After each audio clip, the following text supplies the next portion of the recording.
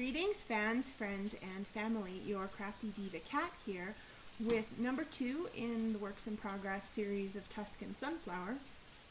And now the piece, being a short one to work on, is all finished and in a frame, as you can see here. So it's ready to go onto the walls of my foyer and ready to greet my guests as they come into the house. So my thoughts on finishing the kit. Well, if you've worked with, and again, this is the package from the kit, Dimensions Kit of Tuscan Sunflower. If you've worked with kits before, you know that one of the problems can be that you run out of thread before you finish the project. And I've in particular had this problem with Dimensions kits before with the yellows. For some reason, I've had 2 other Dimensions kits where I ran out of yellow before I finished the project and had to find a match. As you can see on this kit, I still had a bit of leftover. I'm very frugal when I work. I work each thread right to the end. I don't throw away extra thread. If I have to clip it off early, I move to a different spot that uses the same color and go back to work. But as you can see, there's absolutely none of the darker yellow left over. I worked it to the very end. I had barely enough to finish. If I had had trouble with a twisted or knotted thread or a thread breaking, I would have been in big trouble with this kit, let me tell you, because there was barely enough to do the dark yellow. It's one of the colors that's used in a blended color in this project, and I find sometimes that kit manufacturers don't give you enough to finish blended colors in particular.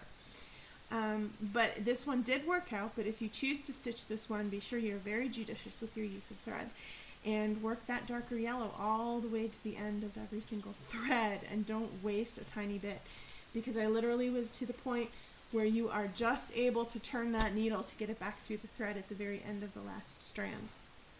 Overall, this was a fun kit to work on.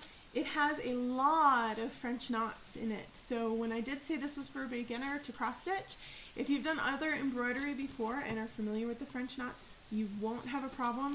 I didn't really notice as I bought this online and the picture was really small that it had a lot of French knots in it. I might have actually chosen not to do it if I'd known there were so many French knots, because I find them a little bit tedious. But it turned out beautifully, and I'm really glad that I chose this kit to do.